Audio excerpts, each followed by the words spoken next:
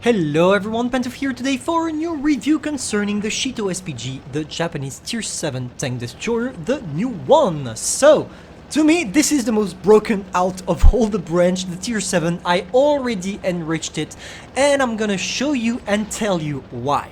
So, first thing first, let's talk about the pros and the cons.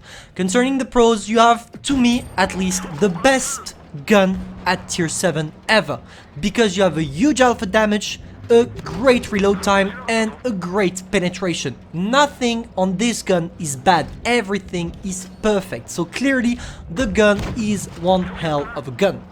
Now, concerning the armor, you probably already know that, but it's completely broken. Most of the time your armor is gonna bounce everything, such as it's the case for example here with ARL 44, and it's the case with both Tier 6 Tier 7s, but also Tier 8s. A lot of Tier 8s I saw when I was playing this tank bounced me. So yeah, clearly the armor is extremely competitive. And concerning the mobility, let's say it's average. I don't find any problems with this tank, to be honest. I don't think there are cons concerning it at the moment. And I think Wargaming is probably gonna nerf it a little bit. Maybe not on the armor, but maybe the gun, because the gun is extremely competitive. Maybe a bit too much for its tier. So, now, how do you want to play it? It's simple, you play it like you were a freaking wall. You go straight in front of your opponent, you try to wiggle a little bit to make him bounce, and you shoot your way through the victory. That's what I did here with the Stur ML, the IRL, etc. Sometimes you're gonna take shots, sometimes you don't. If you wiggle, you're gonna increase your chances of bouncing. But that's all you need to do with this one. Nothing really hard to understand. So, should I consider enriching the tank if I like it and if I find it broken? Personally, I enriched it, but I'm gonna tell you why you shouldn't. I did it because I had too much gold, and my goal is to enrich every tanks from Tier 4 to Tier 8 in the future, so of course I'm gonna have to start somewhere, and I decided, hey, you know what? I know I'm gonna enrich this tank anyway, so why I don't do it right now, so that I don't have to do it in the future, and I can profit about the OPness of the tank right now, because it's probably gonna get nerfed. So yeah, personally I enriched it, but I don't think it's a good idea to enrich it. Wait at least 2 updates to enrich it, to know what Wargaming is gonna do with it. Because for the moment, we don't know yet what are Wargaming plans concerning the tank, because it was just released. They need to gather some informations. They are gonna gather informations from the 6.9 update to analyze the tank in the 7.0 update. And if in the 7.0 update they see that there is a problem with the tank that is too competitive, they are gonna nerf it in the 7.1 update. So wait for the 7.1 update to know if you enrich it or not. That was a little break concerning the enrichment of tanks. Now let's talk a bit about the replay. The first one you saw, that was quite easy, but this one, oh boy, this one is an RNG fest. You're gonna see why in the late games. Now we start off with a great shot on T43. Managed to snapshot us, because even if you have a great armor, you need to I need to remind you one thing: you still have weaknesses. That's why I don't think its armor is completely broken. I mean, it's good, not broken.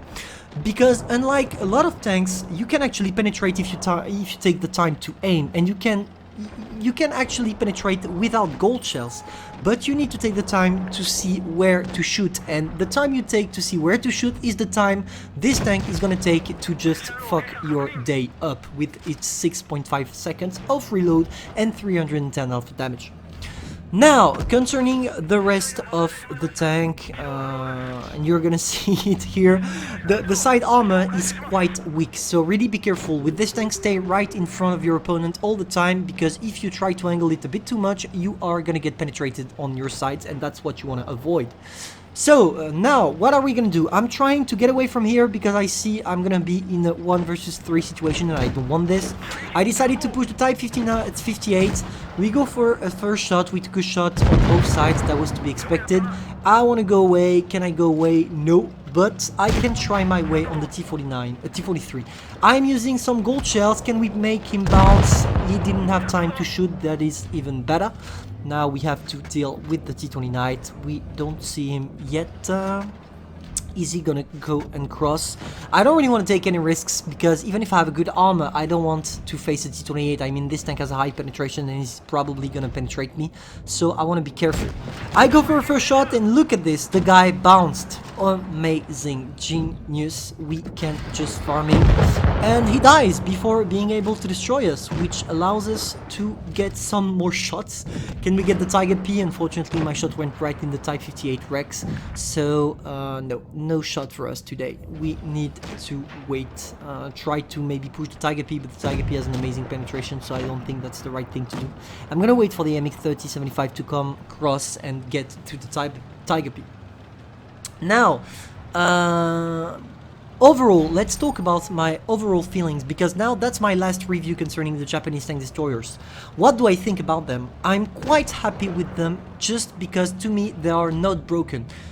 Okay, the tier 7 is good, but I don't think it's extremely broken. At least I don't want Wargaming to change it. I think in its state right now it's a good tank, an extremely well performing one, but I don't think it's broken.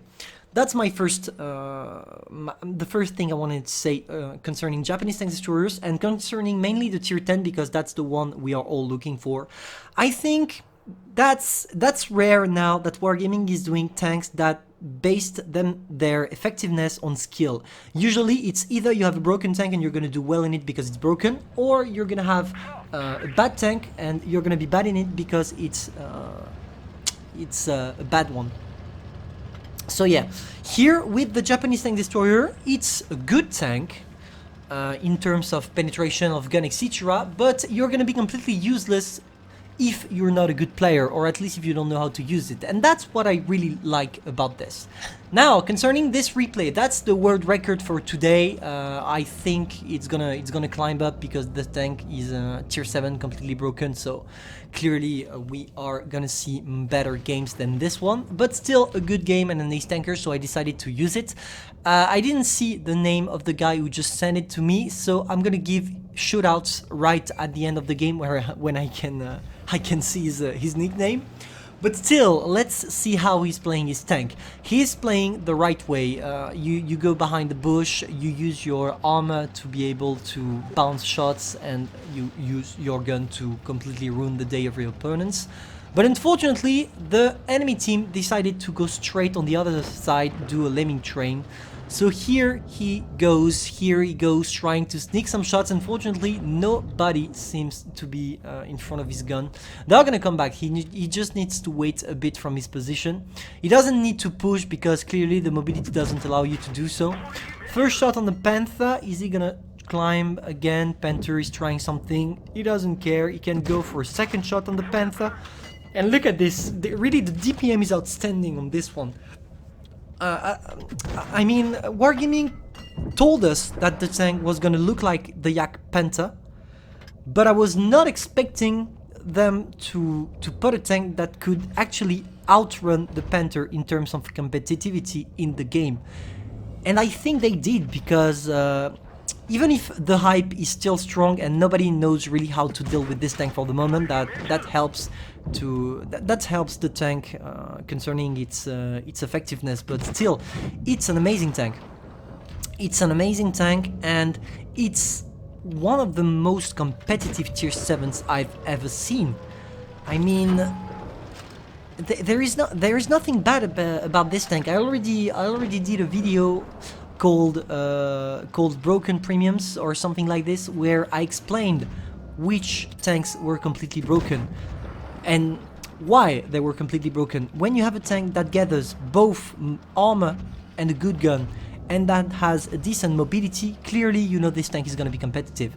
And you're going to have to wait for the end of this replay to understand what effectiveness means, because oh boy, is he going to do a great game.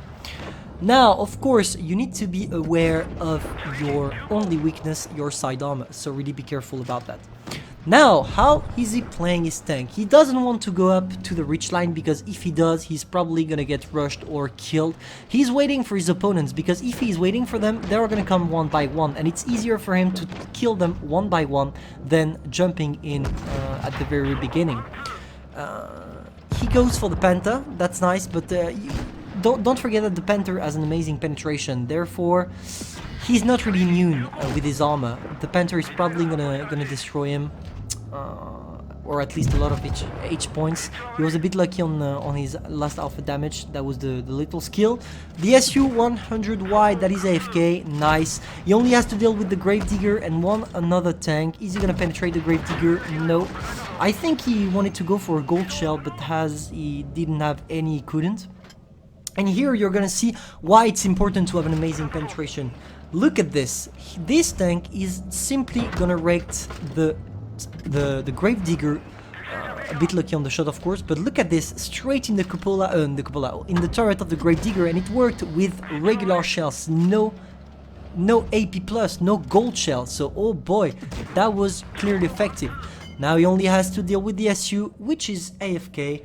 That is gonna lead him to do some great game. Of course, a bit lucky on the end because the SU was AFK, but even if the SU was AFK, he had a great game and truly deserved to win.